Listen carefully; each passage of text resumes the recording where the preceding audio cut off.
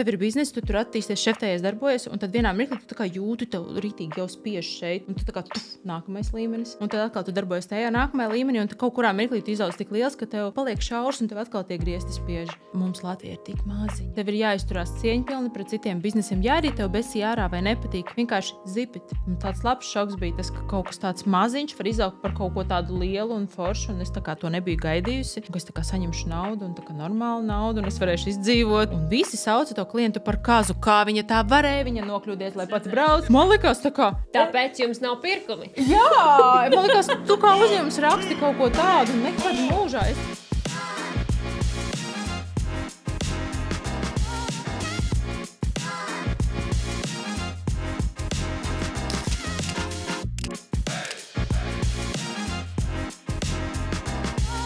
Šodien pie mums ir ciemos viena valda sieviete, pēc kleitas var redzēt, kuras zīmols ir piedalījis ļoti daudz cilvēku kāznaktīs. Sieviete, uzņēmēja, influencere, mamma, kaķu mamma, Dana Bele. Čau, Dana. Čau. Jā, varbūt tur pastāstīt, kā mēs iepazināmies. Man liekas, tas varētu būt interesants stāsts. Jā, Simona vienkārši atbrauca pie manis uz mājām. 6 cilvēks. Ienāca iekšā, sāka zīmēt groziņu un ābolus. Uz lapas. Uz lapas, jā. Uz galda ne, uz sienām arī ne. Viņa vienkārši sāka to zīmēt un pateica, ka šobrīd visi mani āboli ir all over the place. Jā. Man viņus jāsaliek ir groziņā. Tā mēs arī iepazināmies. Jā. Es pēc tās tikšanās raudāju. Bet, jā, tad man bija pārdomas un tad es sapratu, par ko tu runā. Par āboliem. Jā. Tad es īsumā. Tā kā, ja ir kāds traks cilvēks, kas grib pie jums ierasties mājās, tāpat vien. Ielaidiet. Jep. Ok, labi. Es teikšu tā kā no savas perspektīvas. Es Danai sekoju jau kādus 10 gadus vairāk nekā 10 gadus. Un mēs īstenībā bijām savstarpēji pazīstamas tā kā caur draudzenēm. Mums bija vienas draudzenes, bet mēs nekad nebijām savā starpā iepazinušās. Un es redzu, ka viņai tur dažādas lietas notiek biznesā, un es jau sen domāju, ka es viņai varētu palīdzēt, bet es nekad dzīvē neuzbāzīšos nevienam. Nekad. Es pat reiz aizmirstu kādam atbildēt, kur vēl uzbāzties. Nu, lūk, un tad es skatos, un tad viņi uztaisīs mājaslapu. Mēs jau sen bijām ar Joni runājuši, ka mēs viņai varētu uztaisīt mājaslapu, bet, mēs neuzbāžamies cilvēkiem, tāpēc, tā kā. Jā, un tad tev uztaisīja kāds mājaslapu, un mēs skatāmies, un tad tu teici, ka tu kaut ko gribi uzlabot savā biznesā. Un es redzēju, tur pāris cilvēks, kas tev riņķo apkārt, jo influenceriem riņķo apkārt cilvēki. Un domāju, nedod Dievs vēl šitie. Un tad es te uzrakstīju. Un kaut kādā brīnumainā kārtā tu piekriti, ka es pēc tevis atbrauc. Palikt sveši cilvēks. Jā. Jā. Nu, lūk, un tad es biju tavā viesistabā, kur tajā laikā bija Ražotne. Jā, un es zīmēju tev uz lapiņas, jo es domāju, kā lai es tev vienkāršākajā veidā, tagad, es apzinos to situāciju. Es uz svešu cilvēku, tu man pirmo redzi, un kā lai es tev tagad saku, tā kā, kad viss ir slikti. Tā kā, un lai tu vispār manī klausītos. Nu, lūk, un tad zīmēju visu, tu saprasīji, kāds tev tagad ir biznes, ok, un ko tu gribētu sasniegt, ok, un vai tu zini, ka var tā, un tad, jā, tad tas bija tas, kā mēs iepazināmies. Un pēc tam mēs kaut kādu mēnesi vēl nesazinājāmies, man liekas. Jā. Es domāju, un drusku raudāju. Jā. Jo, man liekas, ir tad, kad tev ir tavs biznes un viņš ir tavs bērniņš, un tu esi stūrgalvīgs, un tu dari to vienu lietu stūrgalvīgi pa savam, un, ja kāds tev pateiks, tu vari kaut kā labāk, savādāk nopelnīt vairāk, tu pretosies, jo tā kā viņš nāk iekšā tavās mājās. Pirmā reakcija, jā. Jā, un tad man vajadzēja laiku sagramot, Jā. un tad es ar laiku sapratu, par ko tu runā. Pavisam nesen man bija vēl arī kaut kāda atklāsme. Tas bija tas, par ko Simona teica. Jā. Ir daudzreiz tādas situācijas, ka tu redzi no malas, bet kas tev esmu, lai es tev teiktu, vai ne? Tā reāls ir. Es, piemēram, arī, ja es neesmu gatava uzklausīt, es visticamāk nekad arī, pat neuzklausīšu. Yep. Jā. Lūk, jā. Tāpēc varbūt varētu pastāstīt, kāds tev bija uzņēmums pašā pirmsākumā vēl sen atpakaļ. Jo mēs gribētu, lai tu izstāsti no tādas pozīcijas, ka kāds atpazīst, jā, es tagad esmu šajā vietā. Paši pirmsākumi bija tādi, ka es... man patīk šūt, es jau kopš bērnības to esmu darījis, un, protams, loģiski, ka kaut kurā mirklī man radīsies apģērba zīmols. Un paši pirmsākumi bija tādi, ka es vienkārši uztaisīju savu pirmo kolekciju, ieliku viņu Etsy, un tad tā kā sāku skatīties, kurš grib, kurš pirks.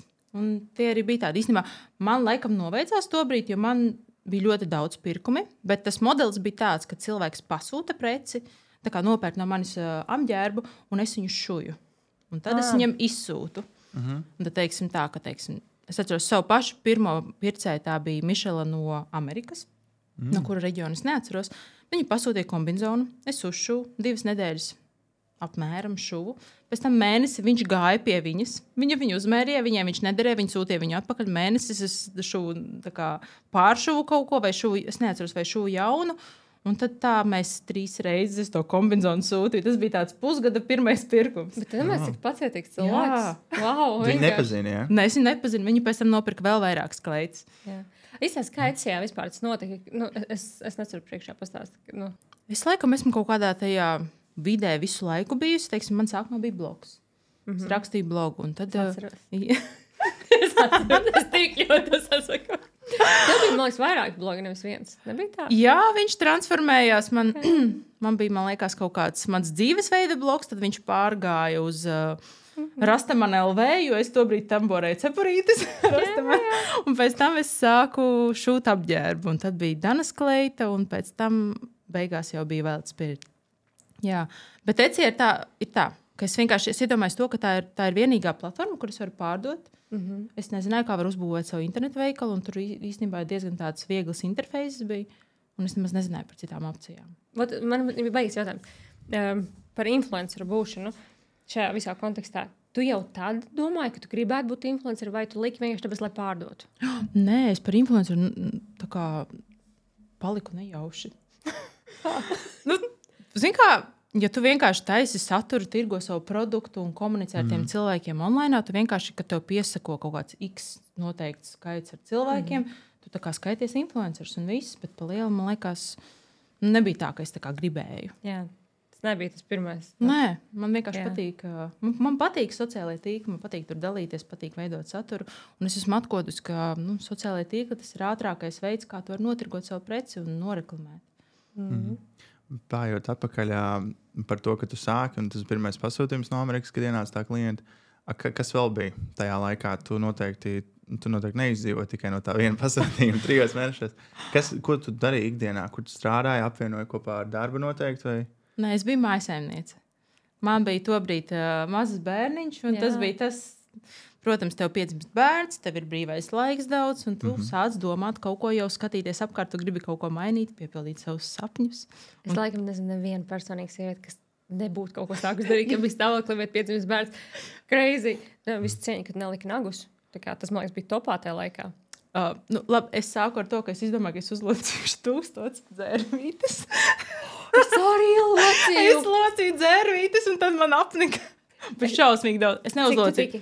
Es neatceros vairs. Man bija diedziņā sakārts pie sienas, viņas visas.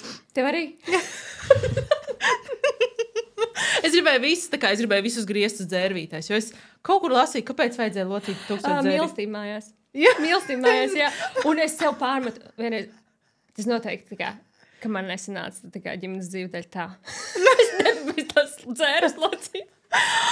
Es viņas pārstāju locīt, jo es sapratu, man neviens par to nemaksā. Es sapratu, ka vajag kaut ko citu jēdzīgāk darīt, lai es varētu to pārdot. Jo man vienmēr ir bijis iekšā tāds, ja es kaut ko daru, es gribu saņemt naudu par to. Es meklēju, kas to varētu nopirkt. Nu, re? Un tad, labi. Tā kā tās dzērvītes, es biju domājis, varbūt es varētu viņas visas kopā kaut kā notirgot, uztaisīt kaut kādu instalāciju. Lai tas arī kopā būtu 1000. Jā, kur tu biji? Tālu. Okay, labi. Bet labi par tiem pirmsākumiem. Okay, izstāst vispār visu to savu biznesa modeli. Kāds viņš tev bija? Kā, tu vispār atceries pati? Jā. Viņš īstenībā nebija, kā man liekas, bija, es nezinu, ja tā definēs, laikam mājražotājs cilvēks, kurš tā kā kaut ko ražo, bet tas nav vienīgais viņa ienākuma avots. Man liekas, tur tas ienākumi ir diezgan minimāli. Un ņemot vērā, ka mani uzturēja vīrs, es neiespringu. Jā. Un kādu laiku es neiespringu. Īstenībā tas neiespringšanas periods bija diezgan garš. Un, laikam, ja tevi kāds uztur paralēli, tev bizīts neaizies. Grūti ir. Ļoti grūti. Nē, viss tas motivācijas. Jā, tev viss ir. Priekš kam? Jā.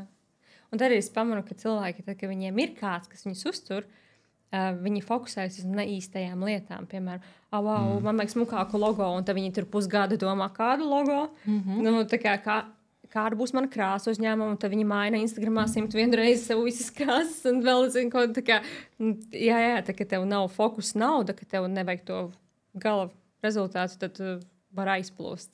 Tā ir. Bet tu atceries, ka tu pirmoreiz pieņēmi kādu darbinieku, pašu pirmoreiz? Pirmā meitene, kas pie manis sāka strādāt, man īstenībā ir ļoti grūti uzticēties cilvēkiem. Es gribu visu pati izdarīt, jo man liekas, ka es vislabāk zinu, un tā arī ir. Un es atceros, ka pirmā meitene, kas pie manis nāca strādāt, viņa tā kā bija ok, šuvēja, labi, bet es viņai neļāvu šūt. Viņa drīkstēja apgriezt diegus. Tam, ko es esmu apsašūci. Un viņas galds bija istabas vidū, un es skatījos visu laiku uz viņu. Un tā viņa grieza tos diegus vairākus mēnešus, un tad viņa pati prasīja, tā kā klausies, varbūt es varētu šito, un to, nu, viņai bija garlaicīgi, bet viņai tā kā patika, laikam. Man strādā. Varētu teikt, ka tas ir augusi gadiem kā vadītāja? Jā, man ļoti patīk tagad visiem deleģēt un pašai maksimāli mazāk darīt. Tur ir tā sāls, varbūt tu esi jau atēdies to darbu. Jā, ir jāiemāc. Jā, bet ar katru cilvēku es vairāk un vairāk uzticies. Jā, ar ko tu pārdevi? Tikai Etsīs? Tikai Etsīs, un tajā mirklī, kad es sāku aktīvāk darboties arī sociālajos tīklos, kad sākās influencer status, tad, protams, man arī sāka nākt cilvēki no Latvijas. Jo īstenībā, kad bija Etsy, tad bija vienkārši 100% visi pirkumi bija ārzemnieki. Un tu reklamējies arī Etsy, vai organiski viss bija? Ko tu domā par tiem kursiem, kas tagad plūst par Etsy? Tu esi kādu kursu ņēmis priekš Etsy? Nē. Es nezinu, man liekas, tas... Tā kā, ko es domāju par tiem kursiem, man liekas, Etsy šobrīd ir tā kā miris. Tev ir ļoti grūti konkurēt ar to, kas tur Etsy darās, jo tur, man liekas, ir lielākoties cilvēki ir atkoduši, ka tu vari tirgot vienkārši iepērkot preci no AliExpress, uztaisot zīmolu, un tu nevari, piemēram, konkurēt ar veļu. AliExpress veļa un, teiksim, es ar savu veļu. Tāpēc šobrīd man Etsy veikals vēl stāv, bet tur nav neviena pirkuma. Tur tā kā vispār nav. Tajā mirklī, kad es uztaisīju Shopify un visus savus klientus pārvirzīju uz Shopify, vienkārši Etsy ir klusums. Bet interesanti, vai ne? Jo tev tie pirkumi pārsvarā bija no ārzemēm. Jā. Sākotnēji, jā. Es nezinu, tur kaut kas varbūt mainījies tajā algoritmā. Man nav ne mazākās nojausmas. Tā varbūt. Jā, kas tur darās. Vai arī varbūt pārāk liela konkurence, jo es arī sapratu tajā mirklī, ka tev ir Etsy, tur stāv smuki tavi produktiņi, kurus tu esi izlolojis, tur izmīlējis, visu rūpīgi sagatavojis. Un tad tavs klients iet iekšā, viņš scrollē tos produktus un pašā apakšā viņam piedāvā produktus no visiem taviem konkurentiem.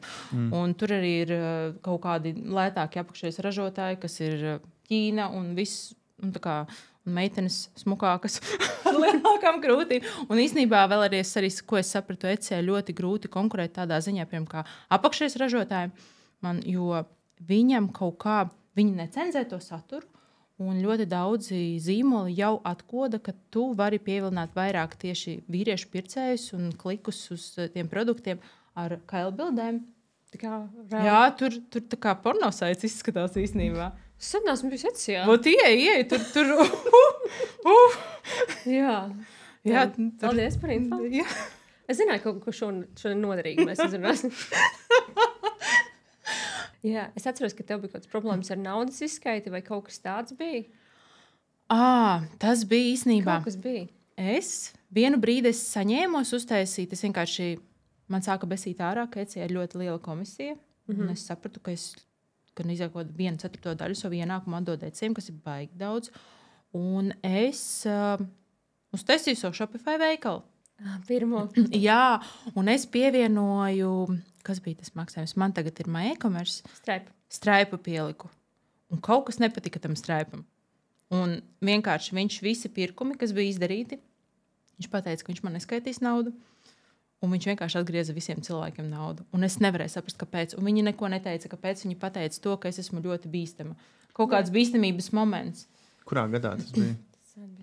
Es neatceros. Un es kopš tā brīža es vairs nevaru lietot straipu. Un es atceros, ka es aizgāju pie Danas, un Danai saka, un tad tu paņem straipu, un viņa, nē.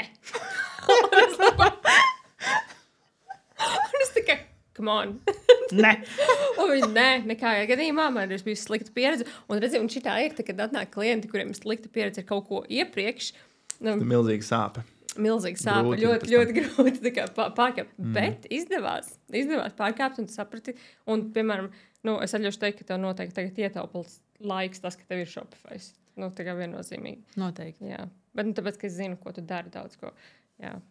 Kāds ir esošais tas biznesa modelis šodien? Wildspirit tieši. Šobrīd mēs esam ļoti vērsti uz attīstību. Mēs mēģinam atrast veidus, kā vairāk saražot, kā ātrāk to preci nogādāt pie klienta, jo mums ir šobrīd tāds moments biznesā, ka ir pieprasījums pārsniedz piedāvājumu. Tā vienmēr, man liekas. Jā, tā ir tāda laba problēma, bet ir sāpīgi. Sāpīgi, tev nauda iet gar degunu, man liekas. Bet, un tad mēs vienkārši meklējam foršas ražotnes Latvijā, ar kurām sadarboties. Mums jau ir atrastas pāris.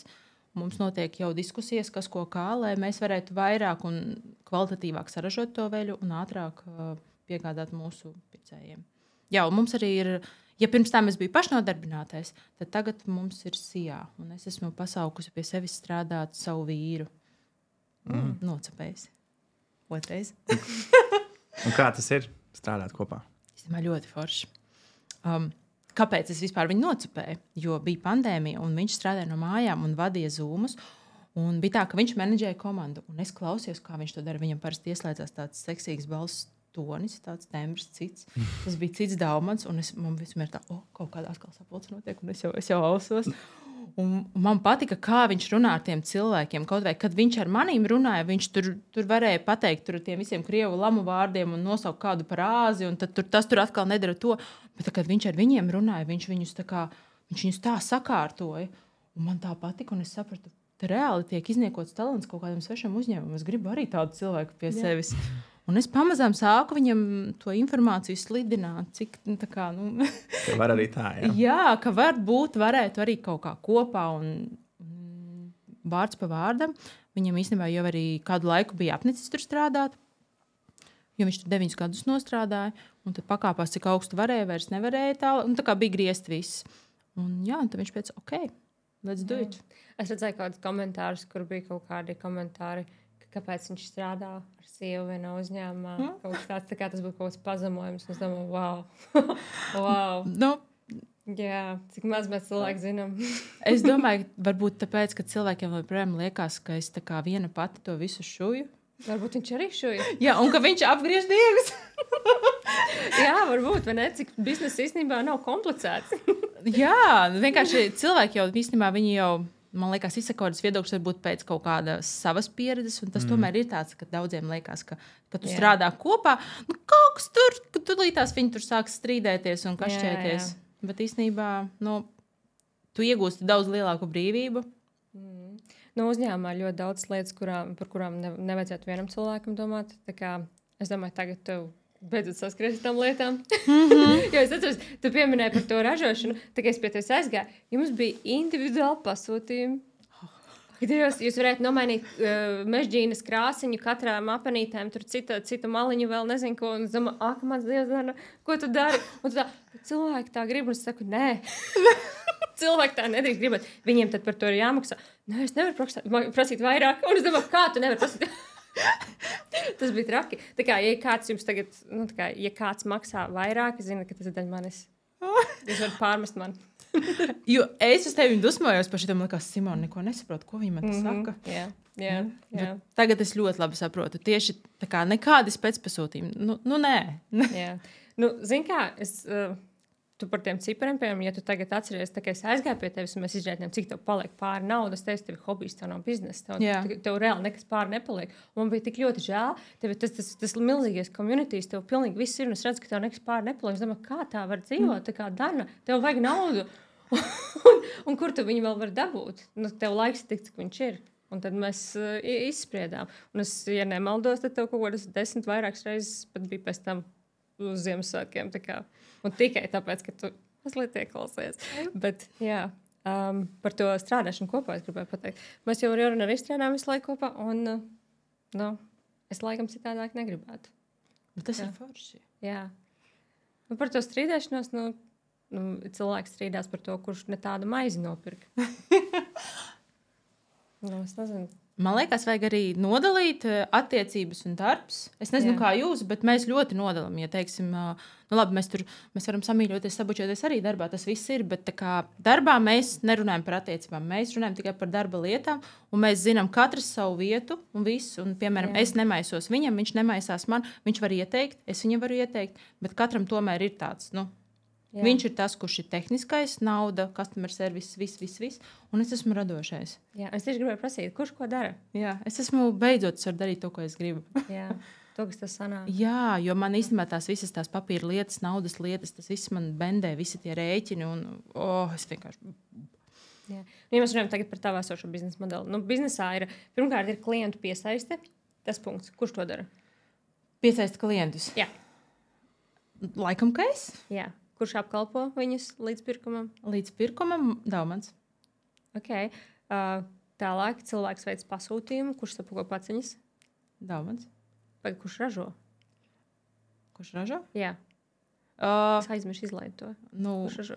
Mums ir tā. Mums ir ražotne, un mēs nedaudz arī in-house ražojam. Un tad mums ir arī, mēs outsourcējam šuvējām, individuālajām. Okay. Bet tas uz tevi vai uz Daumantu vairāk? Ražošana. Par to atbildēs, es tā kā sakārtoju, lai viss tur aiziet. Jā, ok. Un tas apako? Daumans. Daumans pako paciņas. Tāpēc, ka viņam nepatīk, ka es tur lienu. It īpaši, kad mums bija Black Friday, viņš man aizliedza pieskarties paciņām, jo viņam bija sistēma. Es neesmu sistēmas cilvēks, viņš ir.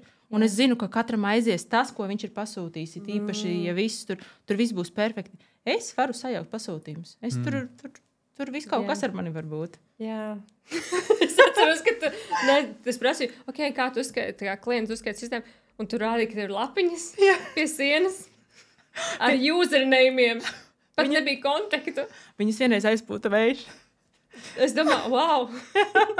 Un tu diezgan daudz varēji apgrozīt naudu tajā laikā, tā kā ar visu to sistēmu, visu cieņu. Vienkārši visu cieņu. Tā kā, jā. Nav tā, ka tu neesi sistēmas cilvēks, tu esi savas sistēmas cilvēks. Kā, man ir radošais hauss. Tur es drivoju. Jā. Nu, ok, labi. Un tad, ja, piemēram, ir kaut kāds ČP, kas notiek biznesā, kurš to handlo? Daumans. Tikai Daumans.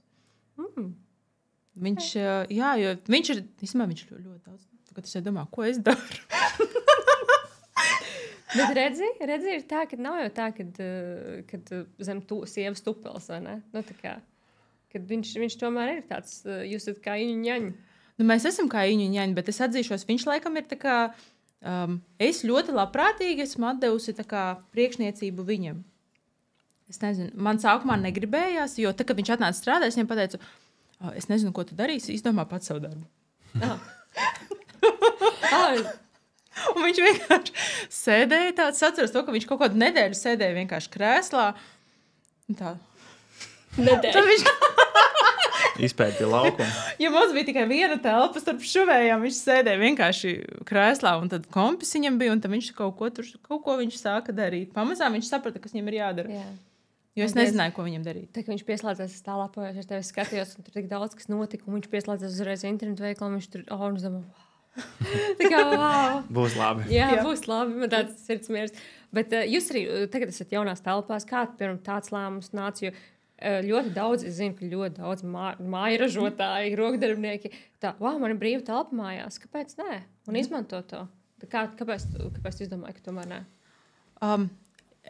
Tieši kāpēc mēs pārgājām uz telpām. Tas bija tajā mirklī, kad es sapratu, ka man vienkārši nāk vēmies, kad es izēju ārā no guļamistabas. Paskatieties uz visām tām šīm mašīnām. Man vienkārši man bija riebums, man nepatika, un es negribēju viņus redzēt nedēļas nogalēs. Es sapratu, ka es vienkārši nolemšu visu māju, labāk ir izvākties. Jā, un tas vispār bija tik forši. Mēs paņēmām telpas, un es, protams, paņēmu tādu tā kā gāju safe zonā. Es paņēmu mazākas telpas, un tad es jau pēc mēneša sapratu, ka mums vajag vēl telpas. Un tagad es sapratu, ka mums vajag vēl telpas, un nu tā. Tad es sapratu, ir forši. Bet īstenībā, ja mēs runājam par biznesu, tad starp mani un Daumantu es esmu tā, kurai vairāk patīk riskēt. Viņš tāds ir, viņš līdz pēdējiem ļoti konservatīvs. Un tad būs tā, ka viņš vienalga, viņš tur stāvēs pie maliņas un tur ne. Un es viņu pagrūdīšu. Kā mums ir? Kurš riskē? Jā.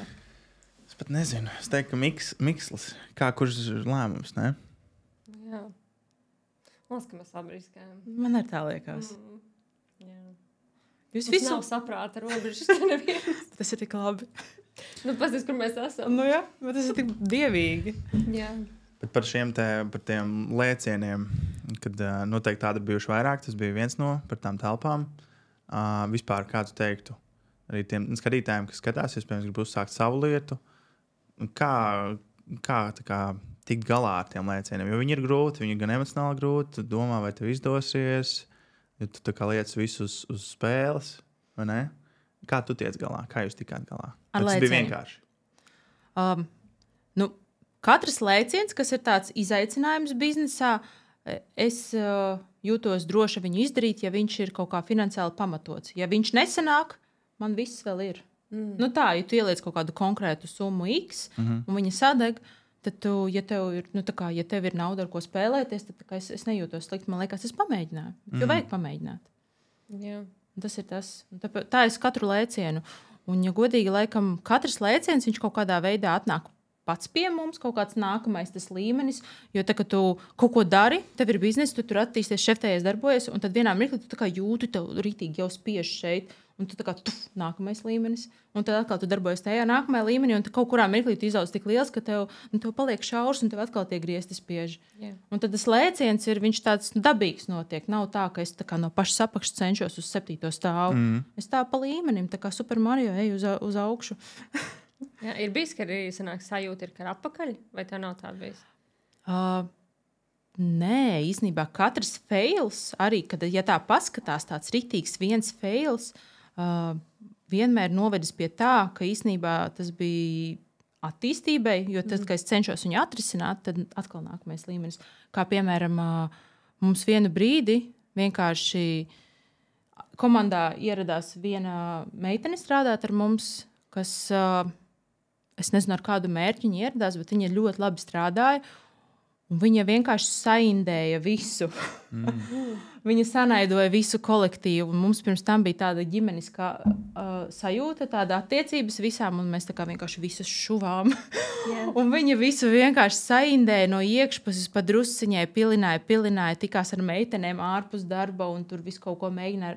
Sākās kaut kas tik jocīgs, es pirmo reizi kaut ko tādu pieredzēju. Un vienkārši meitenes aizgāja projām, viena pēc otras aizgāja projām. Un man bija šausmīgi sāpīgi, jo tā kā liekas, ka te ir pameta ģimene. Es nevarēju saprast, kāpēc. Un es centos radīt rītīgi foršu darba vidi, tādu, kur man pašai patīk strādāt, kur nav, varbūt man vajadzēja lielāku kontroli ieviest, es nezinu. Bet, jebkurā gadījumā šī pieredze mums pavēra kaut ko citu. Mēs sapratām, ka mums īstenībā tev nav jāpaļaujas tikai uz vienu kaut kādu komandu, kas rada tavu produktu. Tev ir jāskatās, kā tu vari citur kaut kur outsourcēt to ražošanu. Un tādā veidā mēs sākām sadarboties ar pirmajām apakšējas ražotnēm. Un īstenībā tas bija baigi forši. Un tas ir tāds tā kā backups. Jā. Tā kā tev var notikties tavā darba vidē jebkas, tu zini, ka tev ir kas ražo. Kā tu izgāji no tādas situācijas? Ko tu ieteiktu cilvēkiem, kam ir kaut kāda situācija? Ir kaut kas briesmīgs tavā kolektīvā? Nu, ko tagad? Es nezinu, man liekas, sieviešu kolektīvs ir ļoti sarežģīts. Jo man liekas, ja kāds uzēdās, tur vairs neko nevar izdarīt. Jā. Es nezinu, kā strādāt ar vīriešiem, noteikti daudz patīkamāk.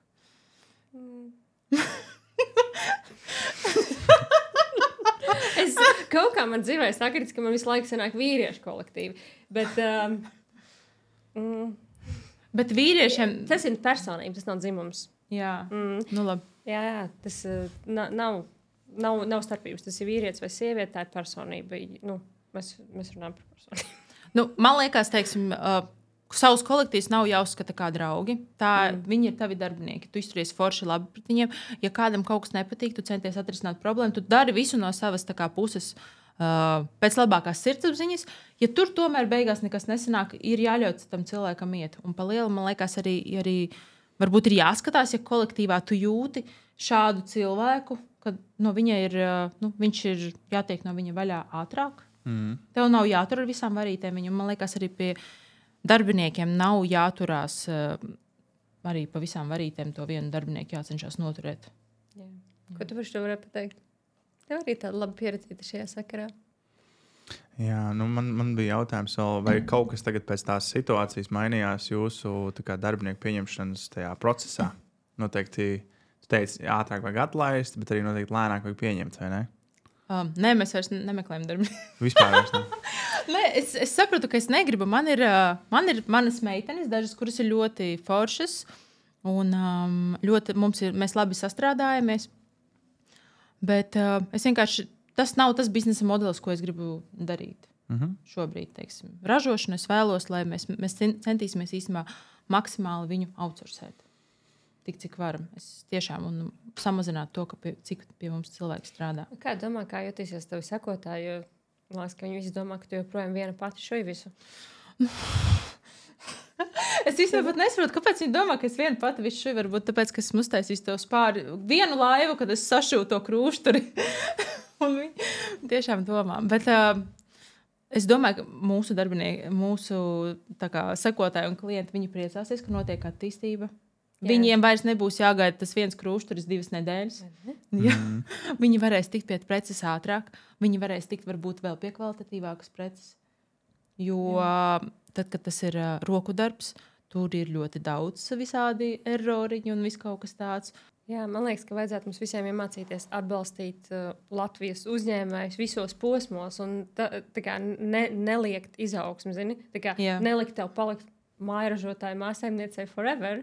Tev ir jāaug un tev jāattīstās. Un es ļoti ceru, ka pēc, piemēram, gada, jau mēs runāsim par kaut kādu ārzemju izaugsmi un miljonu apgrozījumu un jau visam kaut ko citu.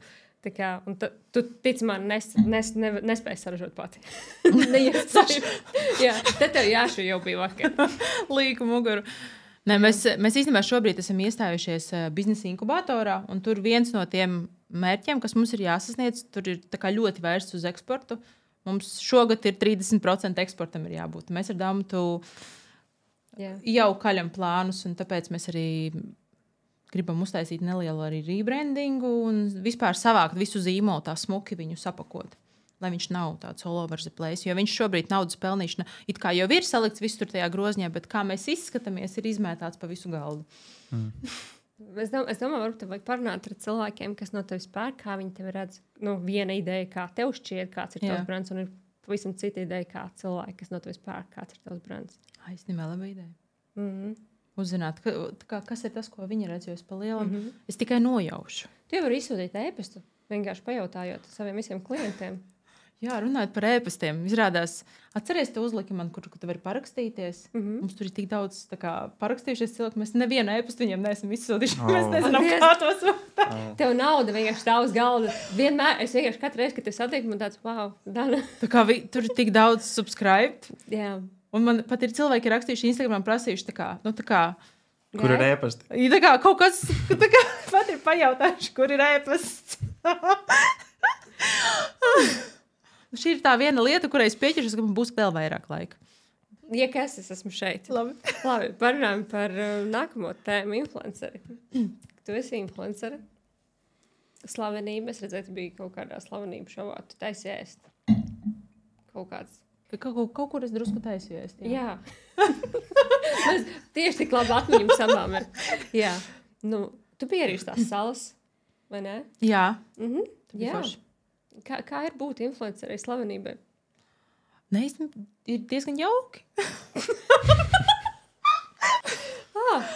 Jā? Ja teiksim, es esmu cilvēks, kuram patīk uzmanība. Es varbūt esmu arī, es esmu kautrīga, bet man patīk uzmanība. Un tas tāds tev piedod tādu nelielu uzmanību. Es nezinu, kā lai šo. Vai tev nav rados Levitkungs? Nē. Okay. Ja mēs runājam par to uzmanību, bet vienkārši mums ļoti daudz tādu jautājumu par tieši to influenceru būšanu. Jā. Un pats sākums jautājums. Kā tev šķiet, kāpēc tev ir tik laba auditorija? Kāpēc? Jo tev ir viena no retēm, lai viss, kas klausās, saprast, viņai ir viena no retēm auditorijām, no kuras pērk. Latvijā tas ir retums. Es nezinu īstenībā. Man nav ne mazākās nojausmas. Mēs vēl tieši šodien ar Dauntu par šo runājām, jo mēs pētījām mūsu Instagram un skatījāmies engagementu katram postam, un es sapratu, ka mana auditorija, viņiem, teiksim, ja teica, saka, ka visiem ir ļoti tāds zemes uzmanības noturēšanas tas līmenis, ka viņiem patīk smuka bilde, viens teikums, varbūt kaut kur viņi var uzklišināt, tad manai auditorijai ļoti patīk lasīt. Man aiziet visi tie ieraksti un posti, pilnīgi vienalga kāda bilde, bet ja tur būs šitāds palaks, kur es būšu izteikusi kaut kādu savu domu, tur būs visvairāk laika, tur būs engagements, tur visi vienkārši pārsūtīs, dalīsies. Man ir izteikti tāda auditorija, kurai patīk saturs. Daudz un ļoti saturīgi, un viņš tā kā tiešām sēž un lasa. Beigās paradoks, jo tev ir īstenībā daudz tādas plīkbildes. Vairs nav tik daudz. Nē, bet vispār tev tāda rakstura bildes, vai ne? Un es vienmēr uzskatītu, ja es tā kā no malas paskatītos, man būtu pieņēmums, tur nav nopietna auditorija. Bet ir. Jā. Kā tu domā, kāpēc tā ir? Varbūt tāpēc, ka es esmu atklāta ļoti. Man liekas, man patīk iedziļināties par kaut kādām tādām, runāt par tādām tēmām, varbūt par kurām citi nerunā. Jā. Kaut kas par attiecībām, par sevis mīlēšanu, bet es par to runāju ne caur tādu visiem tādu ierastu prizmu. Ir tāds klasiskais šablons, kuru vienkārši visi mauc. Vai ne? Jā, bet es runāju vairāk caur sevi. Un es varbūt necenšos, teiksim, runāt par to, ko es tikko noklausījos podkāstā vai izlasīju grāmatā. Es vienalga to izlaižu caur sevi, ko es esmu sapratusi, kaut kas man ir ienācis galvā, šis ir interesanti, un es uzrakstu. Un varbūt viņiem patīk tas autentiskums, ka viņi varbūt zina, ka viņi šeit izlasīs kaut ko tādu, ko viņi nekur citur neizlasīs. Jā. Es arī esmu viens no tiem cilvēkiem, kas izlasa katru tavu postu. Paldies! Bet nezinu, kāpēc. Kaut kāda maģija. Bet jā, es tiešām izlasu visus. Es atceros, ka tu rakstīji vienreiz, kad tev bija tik maz nauda, ka tu nevarēji Rūdim nopirkt barankas. Jā. Un iedomājies, un tagad jūs varat ceļot. Jā. Nu, lūk, un šojot apakšveļ. Jep. Jā, es metu ļoti forši. Bet es viņu laikam satraumēju tajā periodā, jo viņš tagad pērk tikai visu, kas ir uz atlaide. Ja kaut kas ir jānopērk, viņš saka, šito mēs nevaram, tam nav atlaides. Nu jā. Nekas, bet tagad tev ir nauda terapeitam. Arī.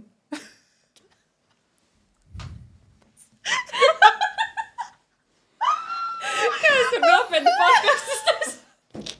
Tev ir kaut kas, ko tu vari pajautāt, ja ne, es turpināšu. Es domāju, tu droši turpini. Bet tad es tīsi stulbi, ka tu tur esi, es jau iztēlos komentāru. Jā, tas Džeks sēdēs fonā, kas viņš ir? Nu, ļoti labi. Sākotnējais mērķis nebija kļūt par influenceru, vai ne?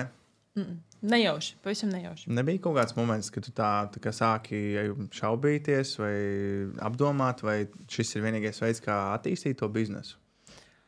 Nē, man varbūt tā influenceru lieta sāka traucēt manam biznesam, ja es teiksim, tā esmu reklāmu kādam citam. Tas kaut kurā mirklī es sapratu, ka tas man traucē. Un tad es sāku izvērtēt, vai es vēlos ar šo biznesu dalīties ar savu klientu naudu.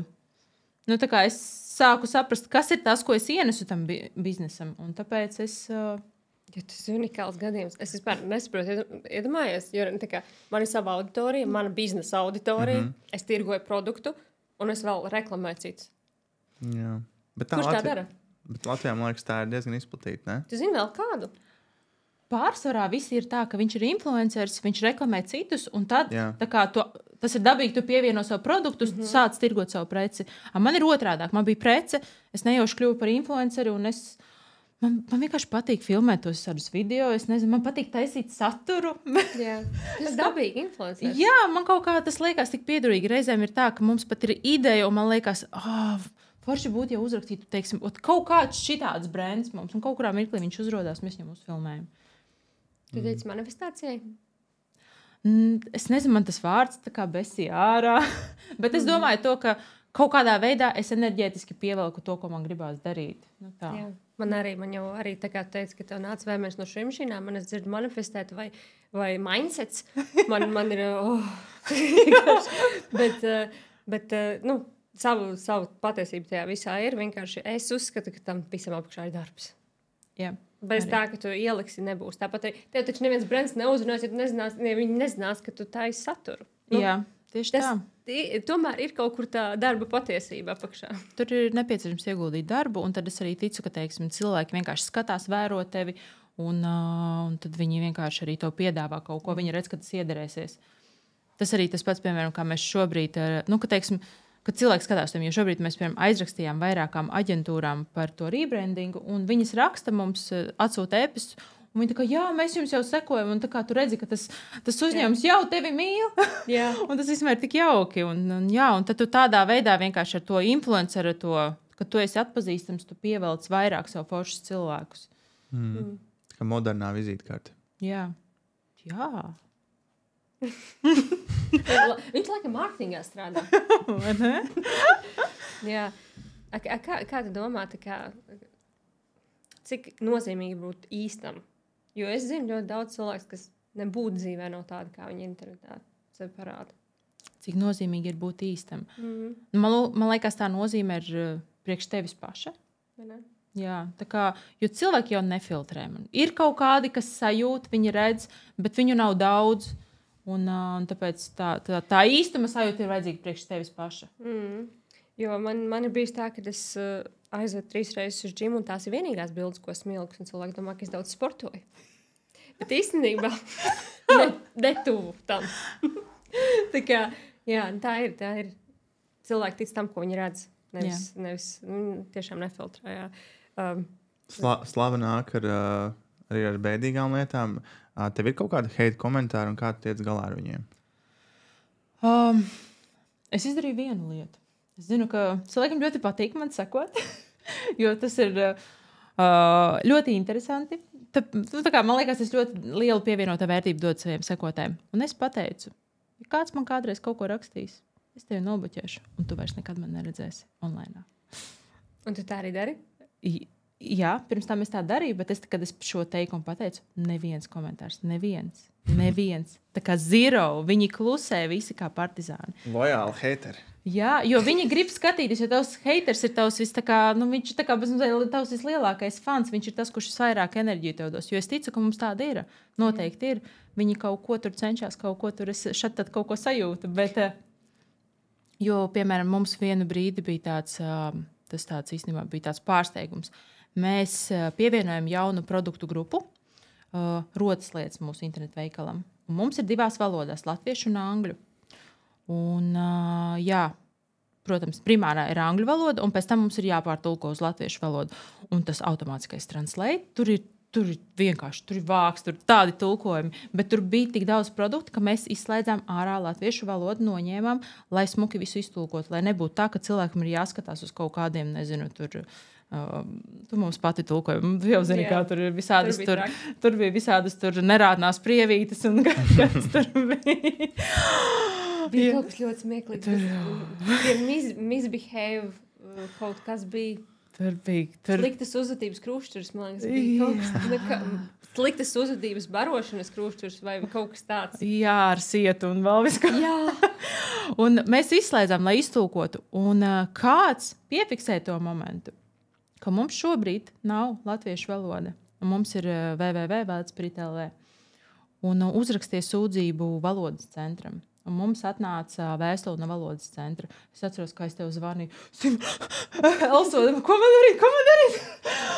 Un, un tu man ļoti smuki nokonsultēji. Mēs arī vēl viņiem piezvanījām. Un viņi pateica vienkārši, tā kā mēs viņu help tālrunam pateicām, piezvanījām. Tu man izskaidroji, ka man ir tāpēc, ka .lv, tāpēc ir 2 valodas. Un viņi pateica tā, vienkārši paskaidrot, kāpēc tā bija. Un pasakiet, es atvainojos, viss tiks izdarīts. Viņš pateica keywordus, kas mums ir jāieraksta tajā vēstulē, lai viņa tā kā tiktu pieņemta. Mēs to visu izdarījām, Dāmas vienkārši pateica, kā ir. Ļoti atvainojos, ļoti nožēloju, viss ir izlabots, ļoti atvainojos, nožēloju. Un viss, un viņi vienkārši pēc ļoti forši, mēs izgājām cauri ar brīdinājumu. Turpiniet strādāt. Jā, nedomāju, kādam bija tik daudz laiks tev iesniegt. Dievs, jā. Un tāpēc viņi ir, bet viņi neraksta. Jā. Man ir baigi traki. Ja man kāds uzraksta uzreiz, viņš ir bloķēts forever visur. Un zini, kā ir, es tieši tāpat kā domāju, tagad tu nekad dzīvē vairs nesņems manu palīdzību. Welcome. Yep. Nekad nesaka kaut ko sliktu man, tāpēc, ka visu, ko es lieku internetā, ir no sirds. Yep. Man vispār ir tik grūti ielikt saturu. Ak, Dievs, mums ir Jorena, vispār, mēs nevaram ielikt saturu, vienkārši tas nenāk organiski. Ja tev ir organiski, tas viss tas organiskais mārketings, tad mums ir tikai maksas mārketings, ko mēs darām tā, lai cilvēkiem nāk nauda. Mēs esam parasti aizkadrā, mēs esam raduši dzīvot aizkadrā, rekrutēt tumsā un pie kompīša. Nu, un atceries, ka man bija tāds traks heiteris, tas jocīgais, kurš sapustoja vairākus stāstus par mani, un pēc tam nākamajā dienā viņš ielika, ka viņam ir kāds slikts komentārs uzrakstījis. Tāds čalis, viņš bija traks. Tas gadījumā. Tas dizaineris. Jā. Grafiskais dizainers, jā. Grafikas dizainers. Viņš man uzrakstīja, ka viņš var man palīdzēt. Es uzreiz tā. Bet tu zini, ka... Pat redzi, un viņš pat nezina, ka viņš noraka ar tevi iespēju tikai dēļ tā, ka viņš bija nejauks pret mani. Un redzi... Un tas vispār bija kosmosa gadījums, jo tas čalis, viņš mani nepazīst. Viņš vispār nav, man pat nesekoja. Viņš redzēja mūsu reklāmu, ka mēs meklējam darbinieku. Viņš jutās aizskarts par to. Uztaisīja stāstu sēriju, ka mēs esam kaut kādi, varbūt, skemeri. Viņam pat nav nejausmas. Un, principā, es uzskatu, ka viņš mūs noreklamēja, jo mēs jau neko sliktu nedaram. Bet viņam intentions bija slikts. Un, ja mēs nākamais stāstījis, viņam ir kur nošērts rīls 20 minūtes vai kas tur bija. Vai viņš jau rīlu uztaisīja par jums? Viņš uztaisīja par sevi. Ka viņam kāds ir rakstījis sliktu komentāru par viņa grafisko darbu. Kaut ko es tādu atceros, man liekas. Un iedomājies, un tajā mirklī sapratu, ka visi tie cilvēki, kas mums kaut ko sliktu raksta, viņi jūtas slikti. Viņi jūtas slikti, un vēl viena lieta, mums Latvija ir tik maziņa. Jā. Tu nedrīkst, tev ir jāizturās cieņpilni pret citiem biznesiem. Ja arī tev besī ārā vai nepatīk, vienkārši zipit. Jo Latvija ir maziņa, tu pateiksi kaut ko par viņu, viņam ir draugu loks, tam draugam ir draugu loks. Un tā kā mēs visi tajā pašā burbulī šeit mīcamies, un tāpēc, manuprāt, tas ir tā kā, tas ir big no-no. Ir cilvēki, kas man varbūt nepatīk, bet viņi man nepatīk neizskaidrojuma lietu dēļ. Aha. Un es neko nesaku, dzīvoju savu dzīvi, un pēc tam es ar viņiem iepazīstos dzīvē, un viņi ir fantastiski cilvēki. Vienkārši wow! Un man tas pieņēmums vispār bija nepamatots. Ka viņiem kaut kas tur šeidīja. Tā arī mēdz notikt. Nevar uzticēties savām pirmajām sajūtām, teiksim tā. Galīgi ne. Tu esi uzstājusies arī, vai ne? Public speaking tev bija arī. Oi, drusku. Liepājā? Jā. Kā gāja? Man atkal aizvērās ciet. Man varbūt palīdzēja, man bija sajūta, ka man ļoti slikti gāja, bet mana pirmā pieredze bija tāda ļoti pozitīva tādā ziņā, ka tā publika ļoti gribēja mani, viņi visi tur mani, viņi bija ļoti atbalstoša, silta un sirsnīga publika, un tāpēc bija forši, bet es uzskatu, ka tas bija ļoti neprofesionāli, ko es tur pateicu, un visdrīzāk es tam nekādas pievienotās vērtības. Es esmu ļoti kritiska pret savu publisko uzstāšanos. Tu pēc tam... tu vari padalīties, kas bija tas briesmīgais, ko tu izdarīji? Ne, es neko briesmīgu neizdarīju, bet man liekas, es to varēju izdarīt labāk. Es varēju informāciju nodot daudz kvalitatīvāk, foršāk un garšīgāk viņu ietērpt. Tā kā es, piemēram, sarunājos ar jums, kad man nav grūti, bet tiklīdz es esmu publikas priekšā, tās man ir tādas tā kā bailes. Tas ir viena no fobijām. Es visu laiku cenšos viņu pārvarēt. Es teicu, atkal vēl kaut kur piekritu uzstāties. Jā? Jā. Tas būs improvizācijas teātrī. Viņiem ir es vēl nesaprotu, kas tas tāds ir, bet es piekritu. Tu vari man uzaicināt? Es biju domājis uzaicināt jūs meitenes, starp citu. Mūsu meitenes jau. Labi, Jorun arī. Okay. Un ko tu ieteiktu tādiem jaunajiem uzņēmējiem, kas tikai sāk, kas arī grib kaut ko ražot, varbūt neražot, bet uzsākt biznesu, pārdot? Kas ir tāda viena lieta, kas, tavuprāt, tev viņus vajadzētu brīdināt? Par vienu tādu, ko viņi negaida, ka būs. Jā, ko viņiem vajag? Šoks. Kas man bija šoks? Man īstenībā bija šoks, ka man tāds labs šoks bija tas, ka kaut kas tāds maziņš var izaugt par kaut ko tādu lielu un foršu, un es to nebiju gaidījusi. Un ka es saņemšu naudu, un normālu naudu, un es varēšu izdzīvot. Un uzturēt sevi un pirkt lietas un labi dzīvot. Un tas man bija šoks, ja godīgi. Es kaut kā savā galvā to nebiju iedomājusies. Tad es varbūt ieteiktu cilvēkiem jau varbūt iziet no tās mazās domāšanas, ka ka tu esi tur tāds viens maziņš un kaut ko tur daries. Tā kā riskēt, iziet ārpus tās savas komforta zonas un tā kā nebaidīties, pelnīt naudu daudz, ļoti. Bet klausies, redzi, kā ir visi tie, kas ir mazie, parasti pirmā saruna ar viņiem ir par to, ka viņiem ir jāceļ cenas. Jā. Nu, lūk, redzi, jābaidās. Nu, tā kā tu saki, ka jārēķinās, ka viņi var izaugt lielu un ka viņiem jāpelna naudu, bet viņi jau neizaugs lielu, kamēr viņiem nebūs tas uzcinājums, jo maziem, ko es redzu, nav izpratnes vispār par to, kā rodas cena. Es tev arī, man liekas, stāstīju par to, kā rodas cena. Jā, jo tagad, kad tu esi viens, tev liekas, nu, kas tad ir, es to visu naudu nopelnu savu. Bet tagad tev jāsmaksā šuvējām, tagad tev jāsmaksā par telpām, tagad tev jāsmaksā nodokļi. Wow, kas tas ir?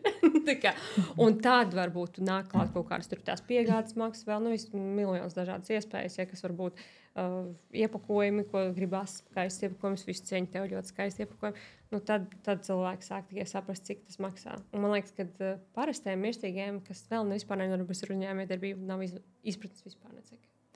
Jā, to es arī esmu novērojis, ka, teiksim, ar rokām radīts produkts maksā tik maz.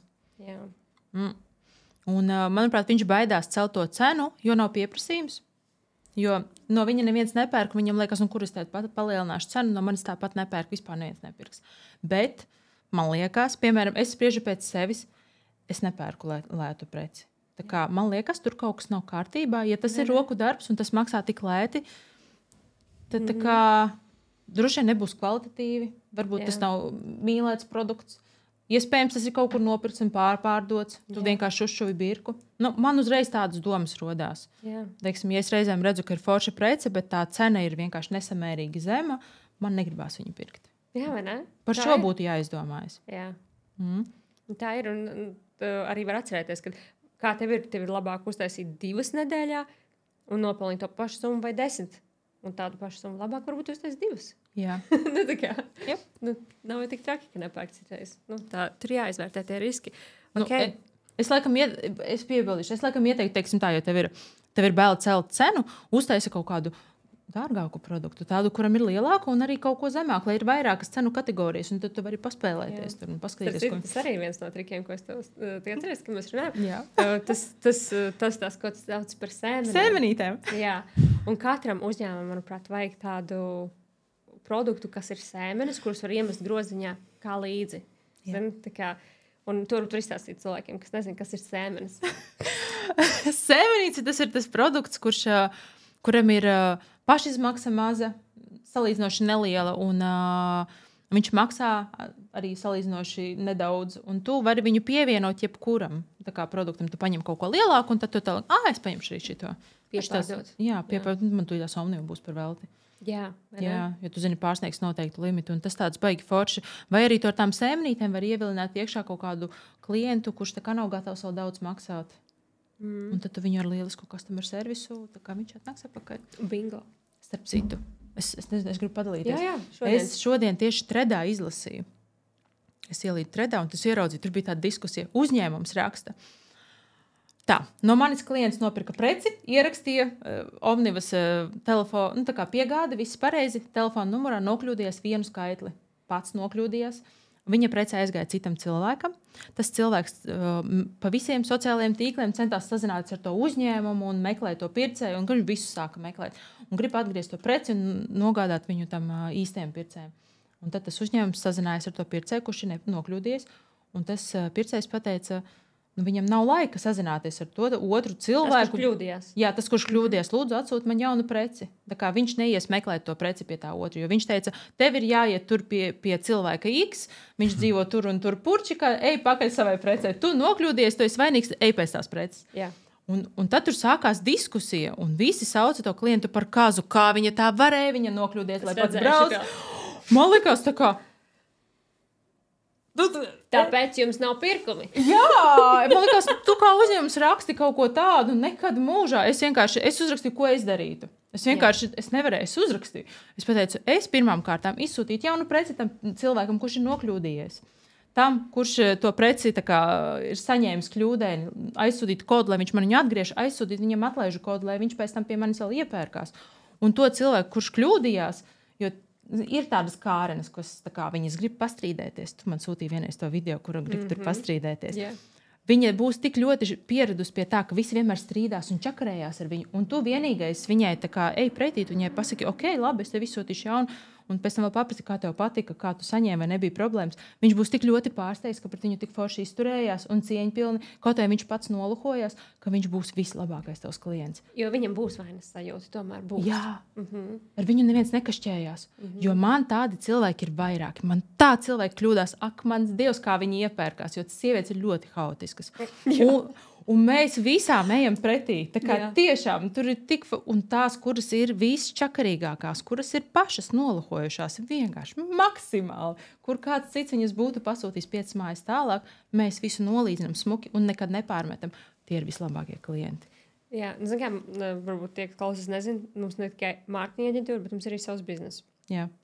Un mums tieši tāda situācija ir bijusi. Mēs viņu mazliet citādāk atrisinājām. Tā īstenībā ļoti daudz bija mums arī sievietes klienti. Bet, parasti kā mēs darām, ja tas ir milzīgs kaut kāds pasūtījums, tad mēs nosūtam tā kā tu saki to kodiņu, lai atgriež. Bet ja tas ir kaut kāds samērā mazs, mēs skatāmies likteņa pavērsiens, tev gadījās, ka tev būs dāvana, tam cilvēkam izsūtam vēl vienu, un visi ir laimīgi. Un, tā kā, jo mums pat bija tā, ka aizsūti uz citu pilsētu, saprotat, ne jau vienmēr viss būs vienā pilsētā, tas telefona numurs jau, ko sajauc, viņš jau nevienmēr ir tajā pašā pilsētā, ko es tagad teikšu tajā omē, lai viņi ved no kaut kādas Ludzas uz Rīgu, netaču, tā kā, tā kā es nekad nestrīdētos, mēs vienmēr esam ārprāts tik daudz šitā te nolīdzinājuši, atgriezuši, aizsūtījuši dāvanas, pat tad, kad viņi paši kļūdās, mēs nosūtam dāvaniņu kaut kādu, tā kā, lai viņi priecīgi, jo mums jau arī izmās likt sajūtu, mēs ilgi piegādājam, zini? Jo pat, ja viņi kļūdījās, viņiem ir dusmas arī uz mums, ka mēs ilgi piegādājam, zini? Jā, visi grib saņemt. Jā, un tāpēc mēs arī vienmēr tā nolīdzam, mums arī ļoti atkārtoto pirkumu daudzums liels. Customer service ir key. Jo man tie klienti ir vislabākie klienti. Jā. Tie ir tie, kas tev ceps kūkus pēc tam, un viņi vienkārši... Tā ir interesanta tēma īstenībā. Es redzu, dīvainā kārtā tev šausmīgi daudz dod saldumiņus. Jā, kaut kā viņas grib tevi pabarot. Es nezinu, mums ir ļoti jauki cilvēki, viņi man kabačus ved un grib strādāt par velti ļoti daudz cilvēki, sūta savu CV, saka, viņi strādās par velti. Es nezinu, mēs kaut kā patīkam tiem cilvēkiem, mēs, protams, arī nepatīkam gan jau kaut kādiem, bet nezinu, vienmēr par visādiem ziediem un dāvanām un... Fantastiski tā. Jā, tas ir īstenībā tāda forša tāda sajūta. Bieži vien tie klienti, kur man galīgi nav laiks, un es tur visu daru, un man liekas, kāds nāk, un man tāds, es esmu tagad tieši tajā zen stāvoklī strādāju, man liekas, kāpēc tu tagad nāc? Un tad atnāk meitene, un viņa ir visfantastiskākais cilvēks, un viņa noliek vienkārši lielu, skaistu summu par to veļu un pasūta tik daudz un uzdāvina ziedus un kūku un vīnu un šito un to, un tad un tā vienmēr ir tie, kas mani visvairāk iztraucē, tie nāk. Kā domā, draugiem ir jāmaksā premium price vai tev ir jādara draugiem bez maksas? Man liekas, ka draugiem arī ir jāmaksā. Tā kā viņiem ir jāmaksā. Jā. Kā tavā pieredzē ir bijis? Es varbūt grēkoju tādā ziņā, ka es draugiem dodu atlaides. Pati dodu uzreiz. Un tad reizēm es pati un vēl kaut ko, bet tie ir tie draugi, kas tā kā mani paši ar savu pakalpojumu vai produktu pārsteidz un tā kā neņem no manis naudu. Tad, ja viņi veiks pie manis pasūtījumu vai gribēs kaut ko no manis, tad viņš arī saņems pa velti. Es tā kā dots devējiem atdodās. Jā. Bet tie, kas nekad tā kā neko, tie vienkārši pilnu summu. Jā. Mēs arī esam par to, ka... mums industrijā ir ļoti populāri aizējām uz randiņu parunāt. Un tad, mans pakalpojums jau nav fizisks. Jā. Un tad sanāk ļoti bieži es pakalpojumu sniedzu bez maksas. Un citreiz gadiem. Gadiem. un tad es vienreiz aizdomājos par to, ka es vienmēr maksāšu. Man tā kā Tu esi bijusi otrā pusē. Jā, es esmu otrā pusē un es reāli sapratu to, ka es vienmēr gribu maksāt. Nav pat bijis tāds, kad es hei, paldies tev. Zini, tāda nevajag. Gracias. Jā, es uzskatu, ka friends pay premium prices. Saruna ar tevi ir ļoti vērtīga. Jā. Jo man ir tā, ka tiklīdz man ir kaut kāda problēma, man ir pirmais tā, Simona. Simona. Tas ir mīļi, reāli. Nu, tiešām mīļi. Jo jūs tā kā, es zinu, ka tu zini visu. Labi. Tā kā attiecībā uz naudas pelnīšanu, tas tā kā naudas pelnīšanas krustām. Jūs tā kaut kā jau bija nosaukt. Jā, es tev varētu kaut kur sev piespraust. Jā, bet tā ir, man liekas, tu tādas biznesa, kas vienkārši kaiminam. Netīrām mutēm tādi tur kaut ko tur dara. Tu esi tā kā krustmāmiņa, kas uzburs viņiem tās kristāla kurpītes ar padomu. Paldies. Paldies tev. Paik saldi. Jā, ok. Tu strādā, lai reāli dabūtu kaut kādu rezultātu savā biznesā, tas, ko tu līdz šim esi dabūjusi, daudz jāstrādā. Kā tu atpūties un kā tu kontrolē? Tev ir kaut kāda rutīna, ka tu zini, ka tu esi uzlikusi. Tev, piemēram, tu esi strādājis daudz, un tad tu ievies rutīnu, saprati, ka vajag kaut kā balansēt. Jā, es esmu bijusi no tiem cilvēkiem, kas vienkārši strādā 24/7 agrāk. Bet tad man es tā kā tik ļoti pieēdos to darbu, man viņš sāk apnikt, un tad es tā kā neizjūtu to mīlestību, kad man tas tajā produktīvajā laikā. Un tad es sapratu, ka man vienkārši tas darbs ir jākoncentrē uz vienu periodu. Es esmu no tiem cilvēkiem, kuram patīk uzlikt kaut kādus ierobežojumus, izdomāt kādus ierobežojumus, un man ļoti patīk viņos operēt. Un tas esmu izdomājis tā, no 10:10 līdz 5:36. Tas ir tas, kad es strādāju. Un ārpus tā es vispār nestrādāju. Es vispār nedomāju par darbu. Tur var degt, jebkas tur notikt. Es kaut kā esmu iemācījusies atslēgt galvu. Un es sapratu, jo tad, ja es atpūšos tajā laikā un nedomāju par darbu, tad es atkal esmu produktīvāka tajā īsajā periodā. Un tad es sevi tā disciplinēju. Kā tu nonāc līdz tam, ka tu vari sevi disciplinēt? Es nevaru. Tāpēc, ka es tik ilgi esmu strādājusi, darījusi šo vienu lietu, ka varbūt tev tā kā saka aptikt, ka tu domā par to 24/7.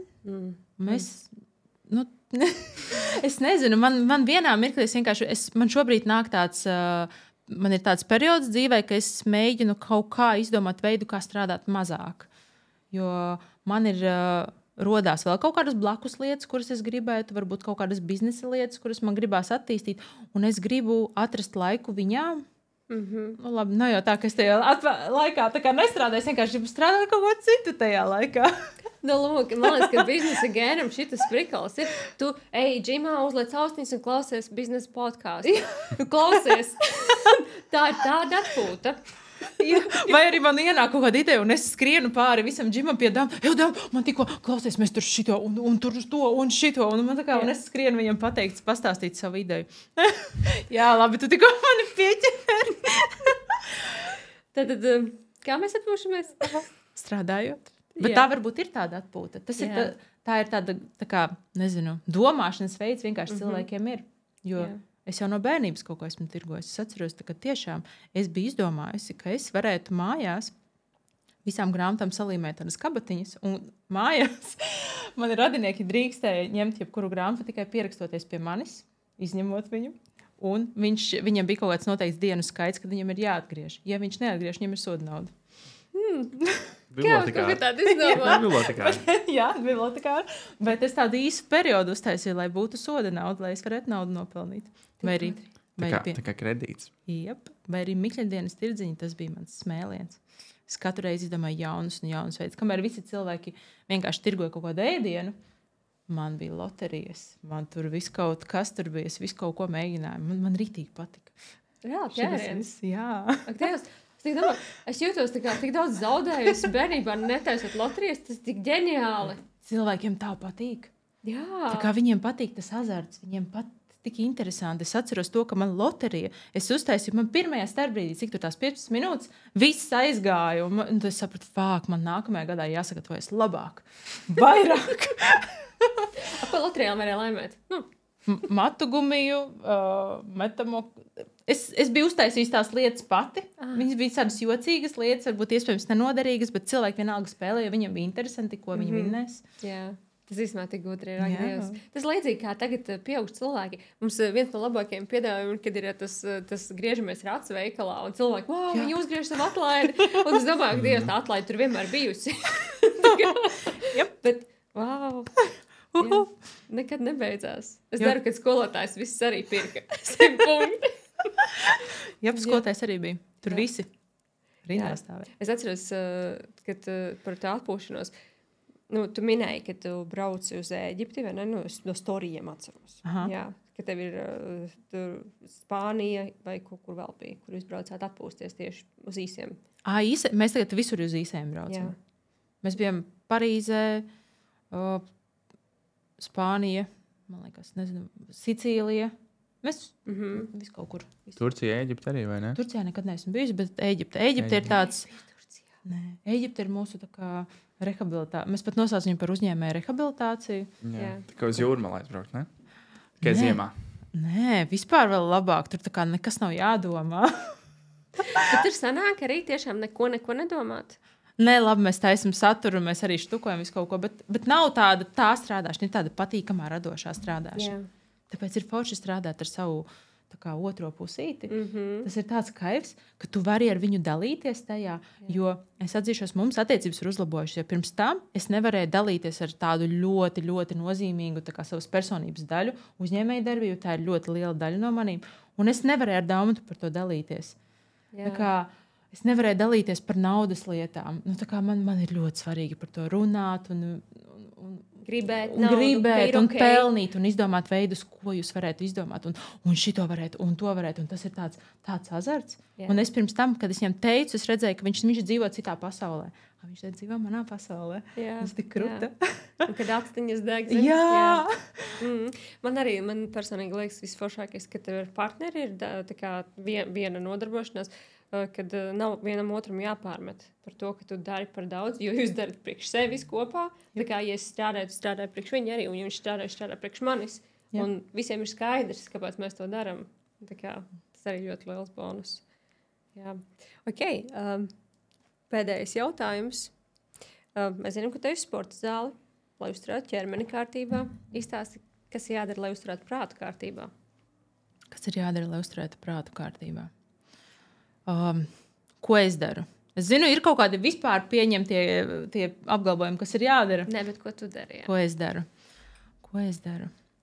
Es cenšos nepiesārņot savu vidi ar cilvēkiem, kas kaut kādā veidā varētu ietekmēt manu domāšanu negatīvā veidā.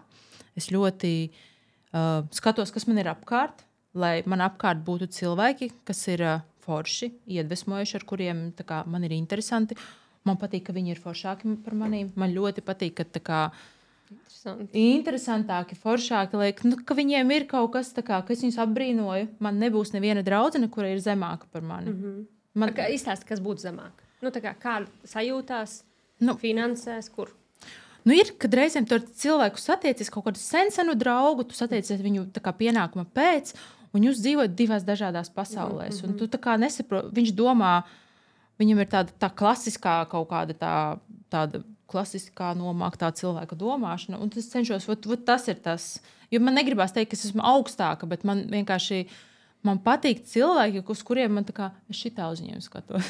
Tas kā uz augšu, ka viņš ir bišķi augstāk par maniem, jo tas ir daudz interesantāk. Ja tu, piemēram, man liekas, ja tu kaut kur jau dzirdēsi, ja tu esi viss gudrākais cilvēks telpā, tev ir jāmaina tā telpa. Tu esi izaudzis. Jā. Man ir stipri līdzīgi īstenībā. Bet tu redzēji manu to storiju vai rīlu, kas es esmu tik ļoti, kad tieši par to, kā ir, kad tev atbalsts tuvākie, jā.